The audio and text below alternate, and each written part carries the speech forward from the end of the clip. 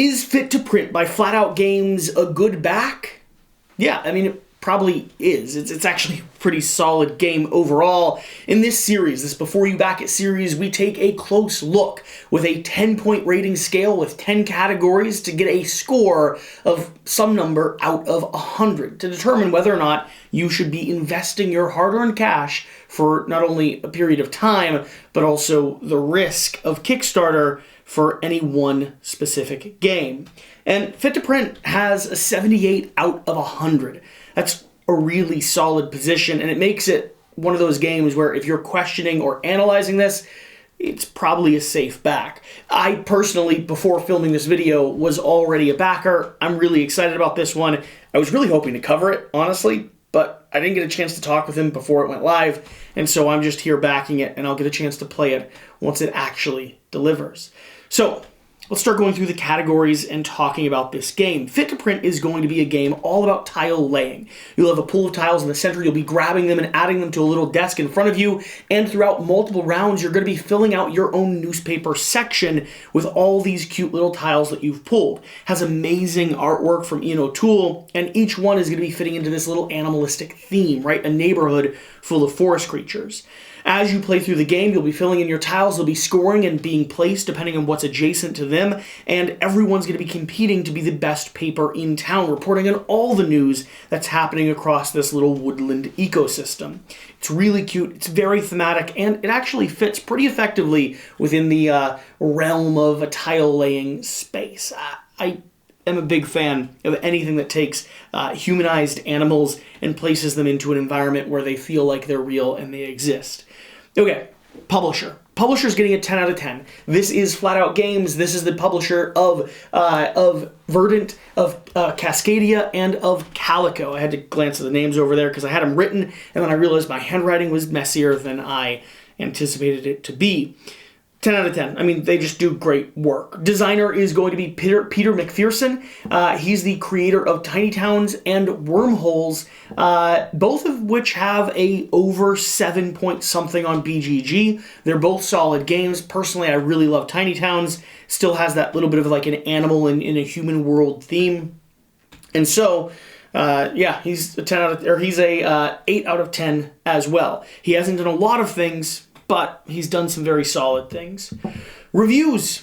Honestly, this is where the game starts to be funny, because the entire page is so full to the brim with video links and review quotes from other content creators that I kind of got annoyed as I was trying to just find information about the game because it's so split up. This is a 10 out of 10. The reviews are glowing. We have people like Thinker Thimmer, we have Blue Peg, Pink Peg, we have Covray, we have All You Can Board, we have Ruel from Rado, and all these people are giving quotes that sum up to, we can't think of a person in our game group that wouldn't enjoy this, or you have to own this game. They're really positive, they're really glowing. Now, not everyone said that it was a perfect game, but everyone said that this was one that was worth paying attention to. Moving on down, we have the build quality. This is going to get an 8 out of 10. Honestly, Flat Out Games always make very nice games. They're very pretty. They're not overly deluxeified, though. They're right within the realm of what makes a good game experience without the price point getting above that $29 mark that they like, right? They have a very specific target that they're looking for, and they know what they need to do in order to produce that quality. There are going to be a lot of stretch goals that are unlocked here as more and more people back, and I'm hoping to see more of those lock in. Like I said, I'm going through like 50 reviewers now to get to where I want to get, which is where I can show you all the different upgrades. Linen finish, thicker cards, spot UV on the box, all the pretty stuff that you like seeing, but none of it is like shocking, right? We're not getting metal coins, we're not getting metal components, we're not getting really unique inserts. We're getting a quality game. 8 out of 10. Moving down to savings. 3 out of 10. I'm going to be honest, you're not going to save a dime on this. I mean, with the cost of shipping being about $13 for the United States and, expanded around to other regions, and the cost of the game being $29, this is what this game costs. It's what this game costs not only here, but it's what this game costs moving on to, like, other future printings and future opportunities to buy it. If you do buy 2 copies of the game, you get what looks like about $3 off. So maybe there's some value there, but ultimately, there really isn't a big shift away from this. Now, if you want your name printed on the box with the Founders Edition, you can pay $240, which does not really get you much savings there either. Okay, moving on from there. Let's go ahead and talk. Savings is a 3 out of 10. Let's talk about retail. Is it coming to retail? Yeah, 100%. Calico, Cascadia, Verdant, all of them are at retail. All of them are right around the same price point. This is getting a 3 out of 10 or a 2 out of 10 because it just is. It just will be at retail and it'll be about the same price. Right now on Amazon, I can get all of these at a better price than I could have got them on the Kickstarter. Moving down from there, let's talk about the production timeline. This is actually really solid, 8 out of 10. They've delivered their last campaign before launching this one, and they've done so within about a month time frame. I think things started shipping within that kind of month window. And so the expectations is this is going to deliver, this is going to deliver, this is going to deliver. Moving down from production to will it hold its value? And I gave this a 5 out of 10. I think this will hold its value. You'll be able to sell it at its cost when it first comes in and probably for a period of time afterwards. Will it hold its value forever or after like a dozen repeated plays? No, but that's true for about any game.